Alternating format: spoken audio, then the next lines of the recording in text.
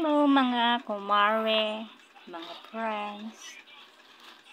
Nakikita niyo po itong mga to. Ako ay mag-iimbento. Ako ay gagawa ng sabon. Sabon ang aking gagawin.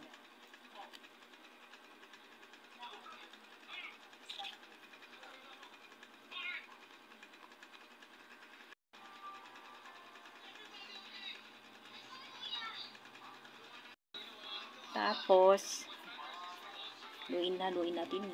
Halu-haluin lang natin yan. Gagawa tayo ng sabon panligo. Then, halo natin ito.